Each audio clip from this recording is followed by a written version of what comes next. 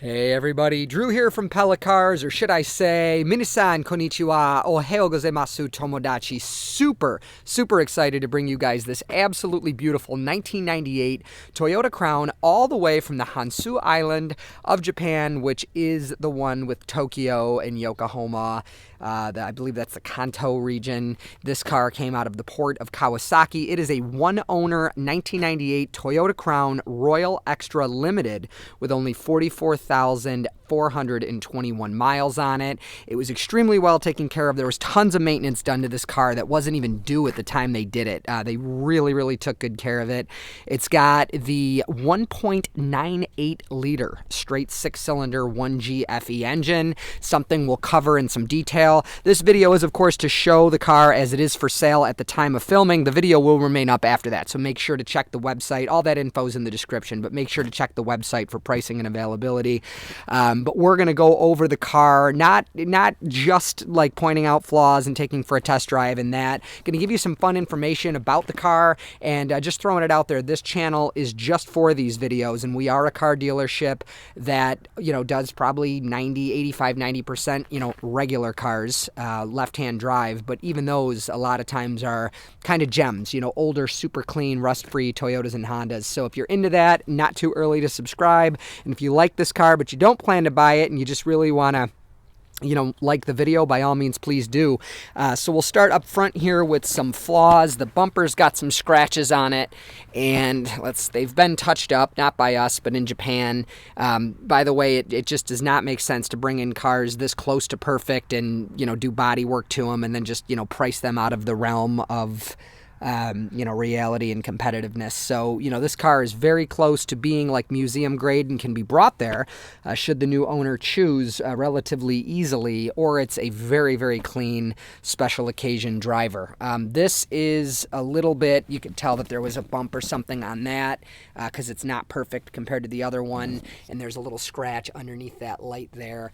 Coming around, by the way, this is the popular model. We've had probably a dozen of these, Royal Saloon and Royal Saloon G being the most loaded before you get to Majesta. This is a Royal Extra, which is usually completely stripped down. It has hubcaps, super cool. Have never seen one of those. Have also never seen silver in person. But it's a Royal Extra Limited. So while it has hubcaps and no power seats, it does have the upgraded upholstery inside, which we'll get to. And back to flaws, there's a chip on this hubcap that's fixable. We could talk about how. There is some just light scratches here, and on this mirror, you probably can't even see them. And there is this gouge here that was, or scratch, it's not physically a gouge, that was touched up.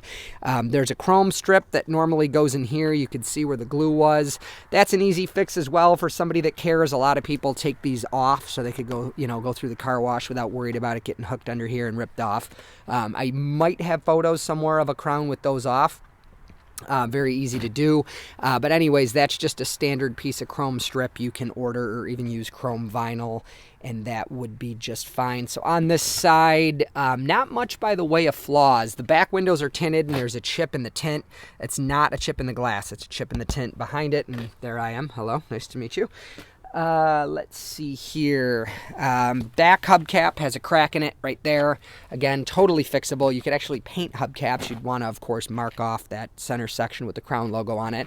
Little scuff on the back corner of the bumper there. And the worst of the car is in the back. There's those scuffs. It would not be a huge deal to, to paint. You could, if you know body work, the bumper is like a separate piece. So relatively easy fix to make that look much better. But then unfortunately, you would lose the original dealer sticker. Super cool. And again, it's a Royal Extra Limited. This car being from where it's from, the only salt exposure and winter exposure that it's ever had is this winter here. It got here about a month ago to the United States and up here in Rochester, New York. By again, the absolute worst of the car is like this, and then right here, this, I actually thought this might have happened in the United States until I noticed that it's been touched up, and obviously I didn't do it, and neither did the people who brought it here from the port of Baltimore, so it happened in Japan. This is like a very shallow dent. You could see like a light spot right here.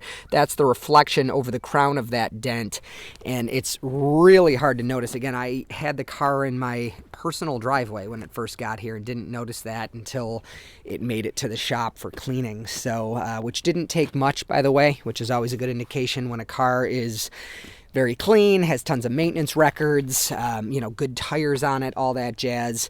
It's easy to assume that it was very well taken care of. And again, by the way, I didn't say it, but I did it with my finger. That's not damage. It's some kind of schmutz that I will be able to get off. Hopefully that's not a bad word. I don't know what it means. If it is bad, I apologize. But again, super clean underneath. These tires, great tires on a dry day. I would not, if you are a local person or if you live somewhere else that has winter, I hope you don't drive this car in the winter, but if you do, I would not recommend at all these tires. We could talk in detail, but like tires with the triple mountain peak on them are rated for snow driving. They're not necessarily snow tires, like a Michelin Premier or like just a good touring tire that is rated for some snow, but is an all-season would be much better. These cars are fantastic in the snow. I tested one. This is an airport. I tested one on a completely unsalted and plowed runway. A different one, not this car, and I could send you the video of how it did in the snow if you'd like. So continuing on with flaws, there's just some little chips. There's that little scratch there.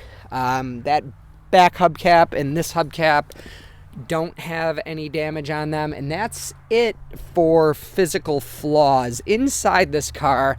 Again, it's kind of an unusual one because the Royal Extra almost always meant a rubber center console and a very plain fabric, and none of this really like upgraded carpeting and stuff like that. This might be the downgraded carpet. It's been a while since I've been in one of these cars, but these mats are not. We actually have one of these on its way from Japan that's a true Royal Extra without the limited, and the cloth doesn't have any pattern to it.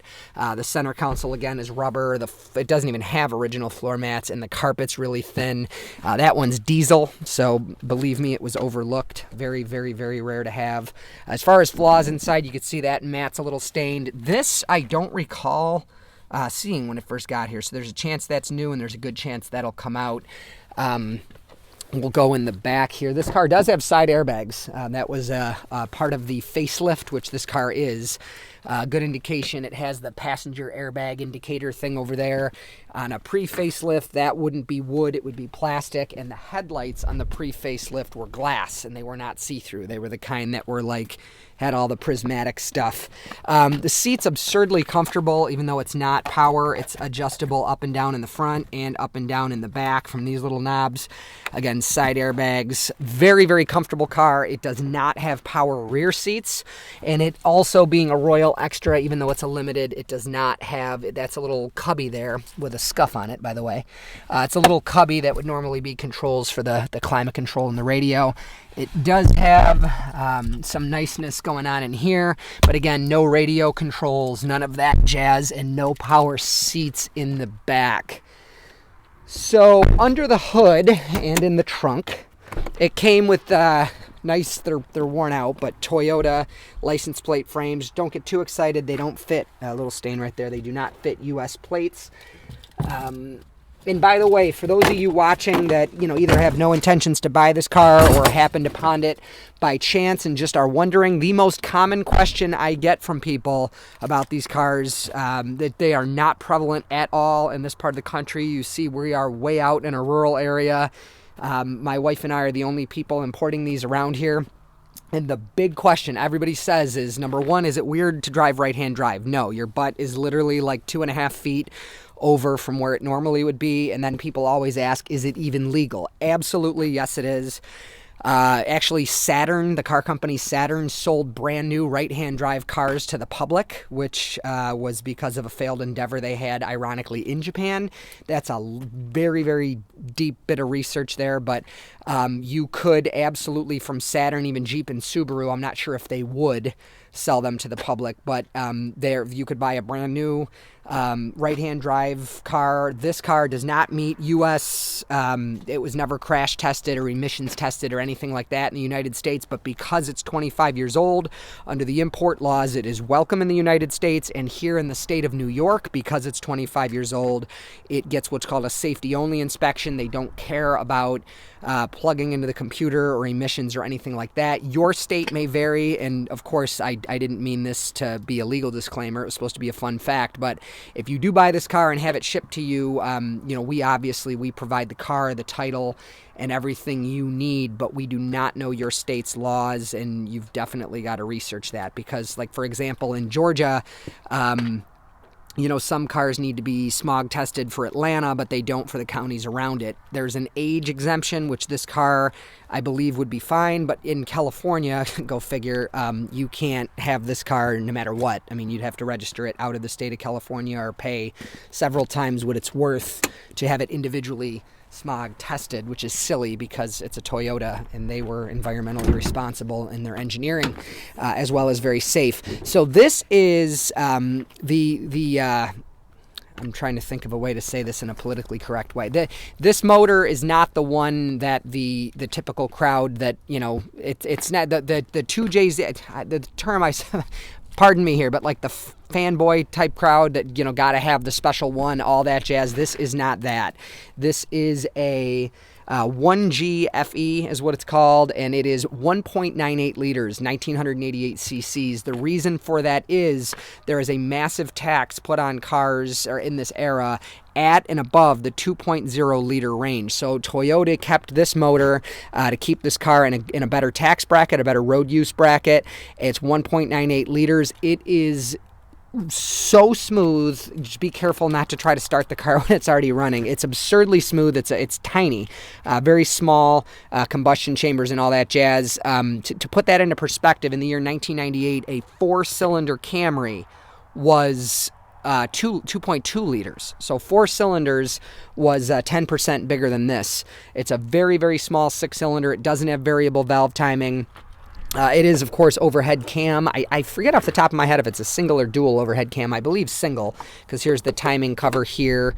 By the way, speaking of that, there's more maintenance stickers, another ATF sticker, extremely, extremely well cared for car. But back to this motor versus the popular one. The 1JZ and the 2JZ in this era would have been variable valve timing and therefore are a substantial amount more powerful. My wife actually personally owns a variable valve timing, a very early 2JZ, and in the garage next to it, I have a very, very early 1JZ, also with non-variable valve timing. And I can tell you, this motor does not underperform very noticeably at all compared to those two for normal driving. Now, if you get all the way into it, foot to the floor, and take the thing up through the RPM range, this one will disappoint in extreme use like that, where a 1JZ and a 2JZ would be a little bit more powerful. But again, for normal driving, you can't feel much of a difference at all between this and a non-variable valve timing 1J and 2J. This is quite a bit more powerful than the 2.2 liter Camry I just mentioned. I actually personally own a 99 with that engine, and in this hangar I have a 96 with only 60,000 miles on it, by the way, Camry with that engine. And this is definitely more powerful. It's a lot more low-end power, and I shouldn't say a lot more, but it's definitely more low-end power, and it is just, again, absurdly smooth. It's a straight 6, probably the best engine design ever. Some might say the V8, but this is way lower maintenance, super smooth. There's room in here to work if you ever need to. Just a great engine. But again, the crowd that, has to have the 2J, obviously this car is not for you. Again, 1GFE, 1.98 liter. Very good on gas for what that's worth in a collector car. We're going to take you for a ride. These cars, the way they drive, if you have a JDM version of a car that came to the United States, like we'll use that 99 Camry. We actually had it was a wagon, a Mark II Qualis, which is a 99 Camry station wagon, which we didn't get in the United States, just with a slightly different interior and different headlights. the tuning in the JDM cars for the suspension and the way they ride is different than the United States. They're a little bit tighter, kind of like a German car. The Japanese were absolutely in the 1990s with cars they sold here, even ones that were made here, like those Camrys. They were aimed at the American market, which was still on the heels of like the floaty cars of the 1970s and 80s. The United States, maybe the early 2000s, Cadillac started making cars that were, sportier and stuff like that. But in this era, sedans in the United States rode super, super soft. This thing has maybe a little bit of like BMW, Mercedes type feel to it, where I'm sure if they sent this car to the United States, which they did not, it would be, very floaty, I'm sure. Like you could push the hood of that 96 Camry down like easily. It's just very, very smushy suspension. And again, this is not. This is definitely softer than a brand new Camry. And it has that 90s feel, but it's definitely tuned more for the driver. And by the way, you could hear this 6-cylinder has a very nice kind of a low growl to it. That by no means does that mean it's fast. It's not slow, but it's not fast. As you see, we're already going highway speeds here. We're going about maybe 55, 60 miles per hour. I'm going to take my hand off the wheel, get on the brakes kind of hard before we get out on the road, and I don't want to get rear-ended and all that jazz. Very quiet out here, by the way, so if you do come to test drive, it's a nice, safe place. Being this car and what it is, you'll probably just stay on this road here. No long test drives or anything like that in a classic car. Most people, no matter what they buy from us, they just stay on the road we were just on. If you go the other way, it's about a mile long, a little bit more, but we're going to take you a little farther, just because, of course, a lot of people buy these cars from us online. So as you see, I'm going to get on it a little bit here. It's enough. It's way more than enough. Like the way that I just got on it, I was about halfway into the gas. You very seldom would need to get on it that much to like merge on an expressway or something like that. Of course, I'm filming this again from a relatively rural area versus areas, like New York City or something like that. But from this light or from this stop sign here, I'll actually, there's no one around. I'll get back to a dead stop, and I'm not going to get all the way on it or abuse it, but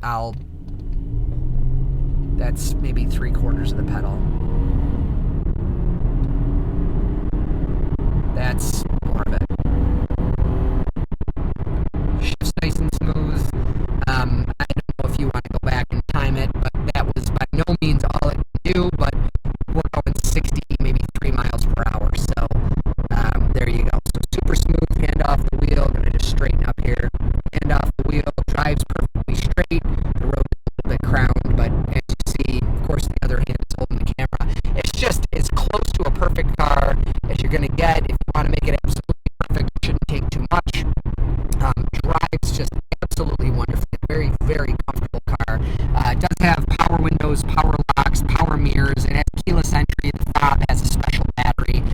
We might have one to change it for you. Otherwise, it just takes an unusual battery, same as like a 1995 Lexus ES. Power folding mirrors, which is there for you. And by the way, the aftermarket radio that's in it is very dated. It's got a cassette deck, but you can use an FM transmitter to hear your music on it right away. And being that it's already aftermarket, it won't take very much to put in something you really like. It sounds more than good enough for what it is. But again, the dash kit and the wiring is already there to put in whatever you want. So just an absolutely wonderful car. If you've seen enough and you want to buy it, you could do so through the website, which is www.pellacars.com, or you could just call me. My name is Drew, 585-771-0111. And if you want to see this car in person, we would absolutely love to meet you.